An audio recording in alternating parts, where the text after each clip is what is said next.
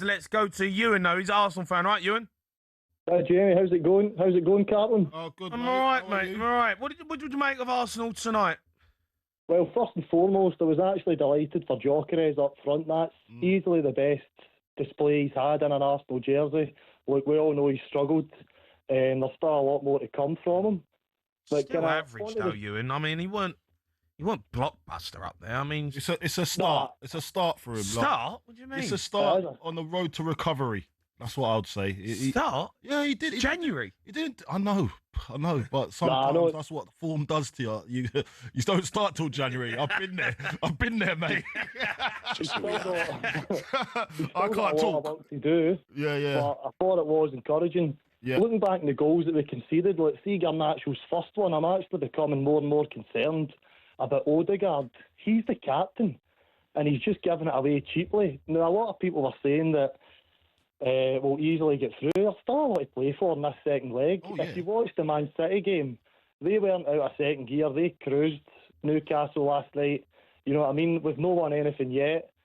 So there's still a lot to play for. There's a lot of work to be done. I still think the goals we conceded are a bit sloppy. You know what I mean? Yeah. And I understand what you're saying, because when I look at Arsenal, I think, come on, they've got to win something this year. They have to, but 100%. The Carabao Cup ain't what they want to win. I mean, they've got to win something, but that will start. If they win the Carabao Cup, I reckon it will make them a little bit more comfortable in the league and the other competitions as well, just because they've won some silverware early on. Do you know what I mean? No, I agree. Momentum. And it will be less intense for them. Do you know what I'm trying to say? So they'll be like, oh, yeah, we can go and do 2 now. Or we can go and do 3. Do you know what I mean? Like that's how I see it. Look, Ewan, I don't know if you agree, but I don't think Arsenal great, but you win. And every time I watch Arsenal, I go, yeah, like they don't blow me away, but you're just so effective. They're efficient. You know, like, they're just efficient. You score a goal, then you score another one, you set piece, you get a goal, do you know? And even when they go down, they go and get a goal really quick. Yeah, and so they just respond. It's impressive, actually, because I haven't seen an Arsenal like that ever, really. I think this season is a little bit changed. Under the Wenger years, it was Hollywood football. Yeah. You know, some of it was brilliant to watch, but what's the good when you're finishing 4th? You know what I mean? So this is different. I'm not going to lie, it can be harder to watch because some of the players on that pitch were known for their technicality and stuff, but you don't always see it, especially like Odegaard and Saka. Yeah, you know what I mean? And it's not a great Chelsea starting team by any means, because I know a few of the guys were phoning in earlier and saying Caicedo was missing Palmer. I'm not sure. I just don't know if...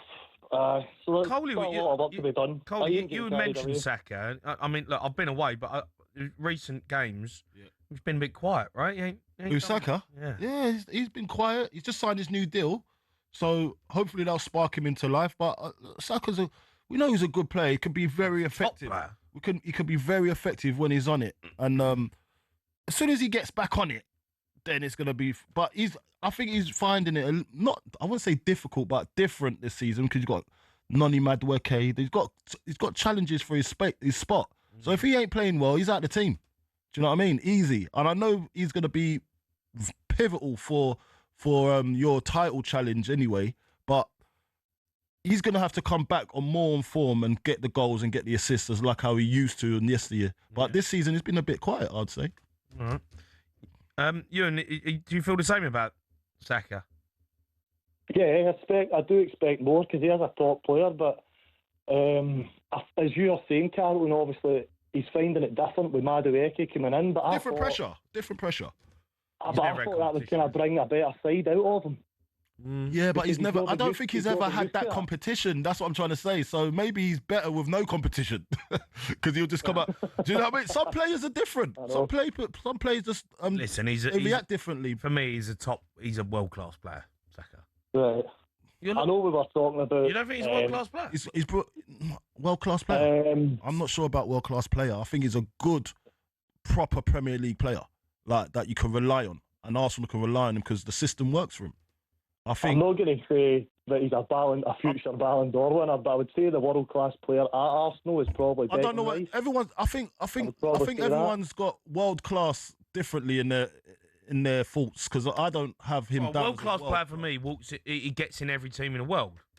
Saka gets in every team. Well, I mean, he ain't far off it, is he? I mean, What team You're just trying to provoke some conversation here. I'm not having it. Oh, I'm not. I'm just asking a question. I'm just saying. Like, you don't walk into any right now. I said world class, and you looked at me like I was in his form miles right off it. I'm not saying he's miles off it, but I just think he's in the category below world class. That's all I'm saying. So he's average. So he's average then. No. How can you be a class just below world class and be average? So he's just a good player. You was average.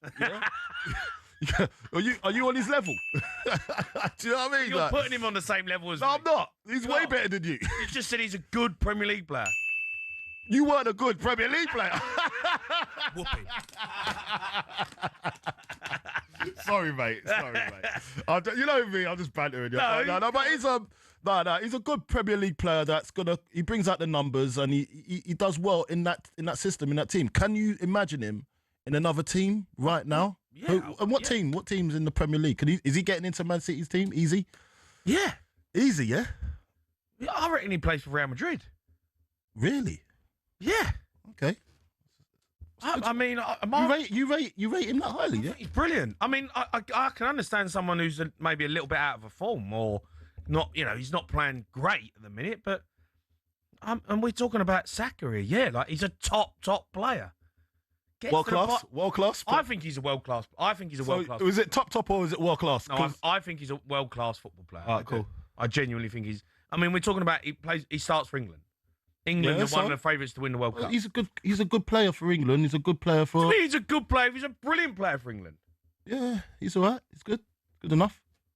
Good enough. Yeah. God, What do you say about Noni Madueke then? Are you gonna? I like Madueke, but Madueke's end product ain't as good as Saka's. Yeah, it ain't. For now, but that's gonna get better. He's gonna get better though. You know that, right? So you think? So then you're gonna put Noni as a world class player. After that, I don't think Noni can be a world class player. I think he's a really good player. I think that's out of order. I think you're listen. That's not taking anything away from Madueke. I think he's a really good player. I don't think he's ever going to have the same ability as what Saka can do. I don't. I think he's a really good player, and I like his directness. I like the way he plays, but he ain't got the end product that Saka can produce. All right. So, who would you rather have, Esteval or Saka? Saka. All right, so Esteval in 4 years, and if he goes on this trajectory, I can't. Who's gonna be better? I ain't got a crystal ball. Who's gonna be better?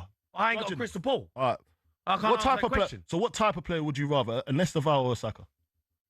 Saka. Type of player. Saka. Okay, cool. That's your opinion, isn't it? I understand that. That's all right. You think Esteval's going to be better than Saka? Eventually. Yeah, maybe. I don't know, but it's a hard question to answer now. All right, keep your calls coming in. Let's go to William. He's a Chelsea fan. William? Hey, lads. How's it going? How you doing, mate?